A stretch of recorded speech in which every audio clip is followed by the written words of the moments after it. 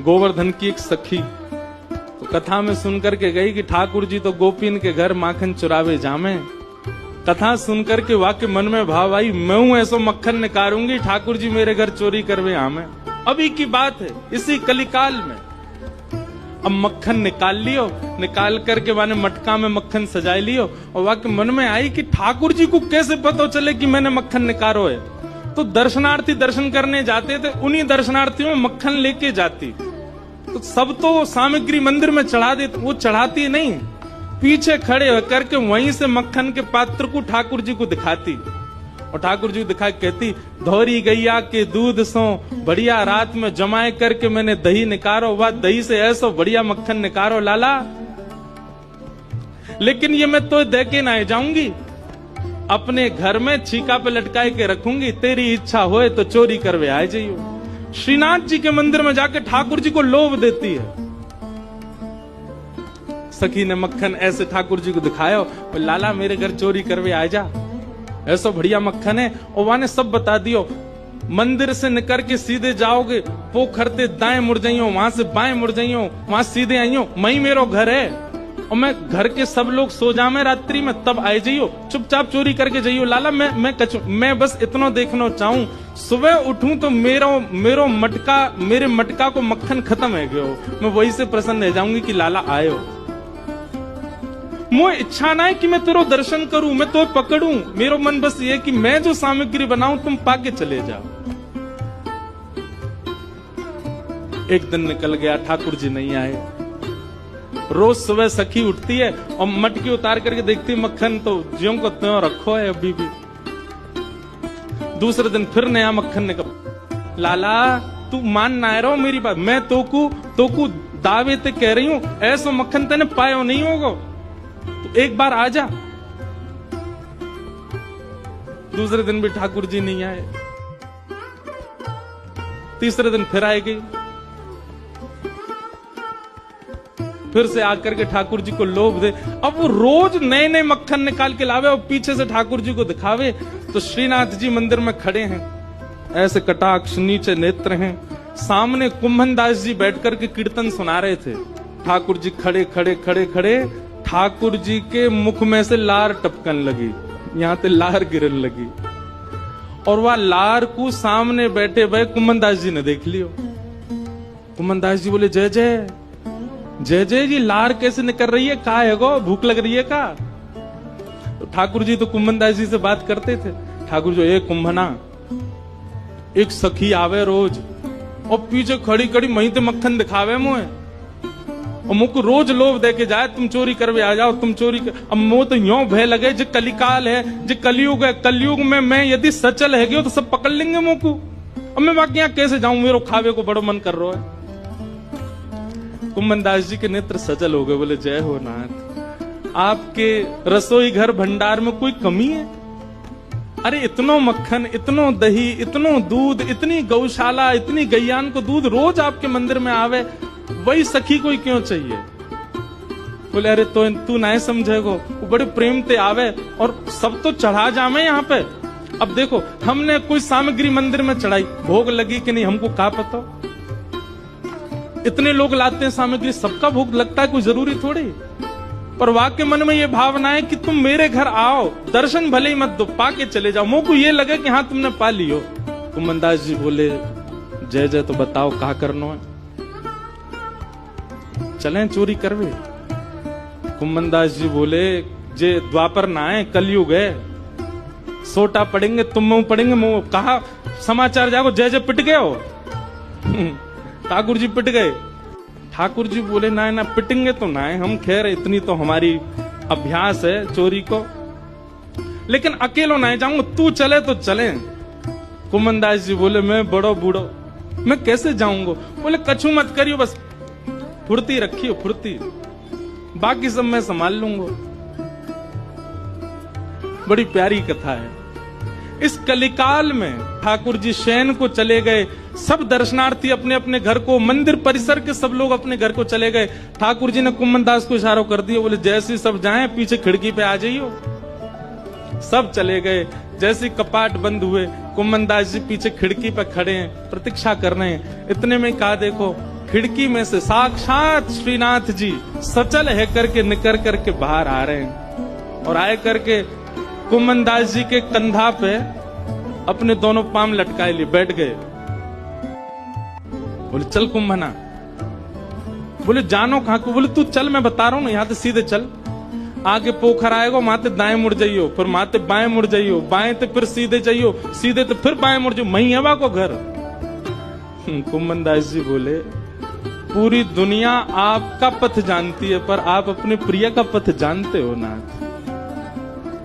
ये सौभाग्य है उस सखी का कि आप उसका पथ जानते हो, आप उसका मार्ग जानते हो। कुम्मनदास जी ने दोनों पाम पकड़ रहे, छोटे से ठाकुर जी कंधा पे बैठे हैं और सब बता रहे हैं यहाँ ते यूं मुड़ जा, यहाँ ते यूं मुड़ जा, सीधो चल। अब देख जे आगोवा गोपी को घर और छत से सीधे अंगना में पहुंचे, मां देखी एक छींका पे मक्खन रखो। ठाकुर जी देख वो धरो। कुम्भना तू खड़े हो जाओ, मेरे पाम पकड़ लियो, देख या मक्खन खाएंगे हम। कुम्मनदास जी खड़े हैं और ठाकुर जी अभी तो लटका के पाम बैठे हुए, अब ठाकुर जी ने दोनों कंधान पे पाम धरे, सिर पकड़ करके धीरे धीरे उठे, छींका पकड़ लियो और छींका में ते ठाकुर जी मक्खन निकारे और मक्खन निकाल के चाटे और प्रेम से पामे। कुम्मनदास जी बोले जय जय, मैं हूं आया हूं संग में मुंह पवाए दो। अरे अरे मैं तो भूल ही गया, रुक जा, बड़ो जोर को मक्खन है। निकाल करके ठाकुर जी ने पायो और जितनो जीव में आयो बाकी जो बच गयो, ऐसे नीचे हाथ करके कुम्मन जल्दी मुंह खोल अपनो। अब कुम्मनदास जी मुंह खोले, ठाकुर जी आंख पे लगामे, नाक पे लगामे और जैसे ही मुख में दियो है, ठाकुर जी के हस्त कमल सो मक्खन मुख में जाते ही कुम्मनदास जी तो मंत्र मुग्ध हो गए। कुम्मनदास जी के हाथ वाथ सब ढीले हो गए। ठाकुर जी ए कुंभना में गिर जाऊंगा, संभाल के पकड़। हाँ जय जय पकड़ू। जैसे ही पकड़ करके ऊपर ने देखना चाह रहे कैसे चोरी कर रहे हैं ठाकुर जी। जैसे ही ऊपर दृष्टि करी, ठाकुर जी की धोती ढीली है कि नीचे सरक रही। कुम्मनदास जी बोले जय जय जय जय जय जय, हो जाएगी, जल्दी आगू पकड़ो। सोई ठाकुर जी ने 4 भुजा धारण करी, 2 भुजा से तो अपनी धोती पकड़ी और 2 भुजा से छींको पकड़ के खड़े हैं। कुम्मनदास जी बोले जय हो चतुर्भुज भगवान। शंख चक्र गदा पद्मधारी चतुर्भुज तो बहुत देखे, पर मक्खन चोरी कर, मक्खन हरण चतुर्भुज पहली बार देखे। बोलो मक्खन हरण चतुर्भुजनाथ की। 2 भुजा से धोती पकड़ के बैठे हैं, 2 भुजा से छींको पकड़ रखो है। चतुर्भुज रूप में ठाकुर जी प्रकट हो गए। कुम्मनदास जी वह रूप को देख करके आनंदित हो गए। पहले तो कुम्मनदास जी ने मक्खन पायो तो मंत्रमुग्ध हो गए, लेकिन अब चतुर्भुज रूप में जब ठाकुर जी को देखो, अब भैया कोई ठाकुर जी को देख ले वो होश में रह सके? कुम्मनदास जी के तो हाथ ढीले पड़ गए, नेत्र बंद है गए, भावावेश में चले गए। अब कुम्मनदास जी के तो तन हिलन लगो। अब तो कुम्मनदास जी नीचे को हेलने लगे। ठाकुर जो ए कुंभना कहा कर रहा है? अरे कुंभना, ए मैं गिर जाऊंगा, कुंभना ऐसा मत करे। कुम्मनदास जी को कहां सुनाई दे? और इतने में ही कहा कुम्मनदास जी तो बेसुध है कि नीचे भय, और ठाकुर जी वही छीका पे ही लटक गए। और ठाकुर जी जैसे ही लटके सो छीका पे तो मटकी नीचे गिर गई। मटकी नीचे गिरती जोर की आवाज भई, पूरे घर के लोग उठ गए, ओ चोर आ गए, चोर आ गए, चोर आ गए। सखी ने उठाया मोटो वारो बांस और निकर के जैसे ही बाहर आई, कुम्मनदास जी तो बेसुध पड़े। ठाकुर जी झटपट उछल करके माथे भाज गए, कुम्मनदास जी वहीं रह गए। सखी ने आए करके महाराज कुम्मनदास जी में डंडा दिए 15-20, लेकिन कुम्मनदास जी तो नेत्रों से नीर बहा रहे हैं, मंत्रमुग्ध है करके पड़े हैं। है कौन देखूं तो सही। ए बाबा, ए कुम्भना, तुम तो वहां मंदिर में कीर्तन गाओ है बाबा, तो शर्म ना आई है?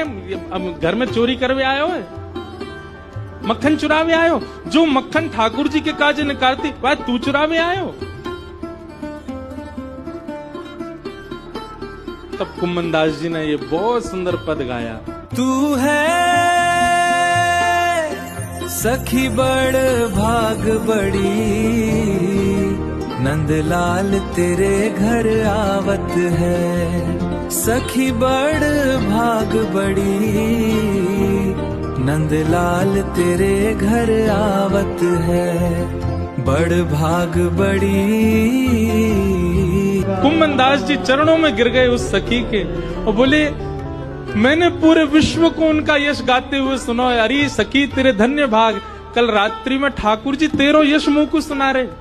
बोले ऐसे मक्खन निकारे, ऐसे मटकी में धरे, बाको घर यहाँ है, यहाँ कुए, ऐसी है वैसी है, तेरो यश ठाकुर जी गावे। कुंभनदास जी कह रहे हैं वो तोसों इतनो प्रेम करें, इतनो प्रेम करें, इतनो प्रेम करें। ठाकुर जी बोले, सखी बोली कितनो प्रेम करें? तब कुंभनदास जी कहते हैं, कुंभन दास लाल गिरिधर के, कुंभन दास लाल गिरिधर वे तेरे ही हाथ बिकावत हैं, ये तो तेरे ही हाथ बिकावत। अरे सखी तू अगर लाला को कहीं बेकऊ आवेगी ना तो वो बिकऊ जाएंगे तेरे हाथन से, इतना प्रेम करें। तू है सखी बड़ भाग बड़ी, नंदलाल तेरे घर आवत है, सखी बड़ भाग बड़ी, नंदलाल तेरे घर आवत है, बड़ भाग बड़ी।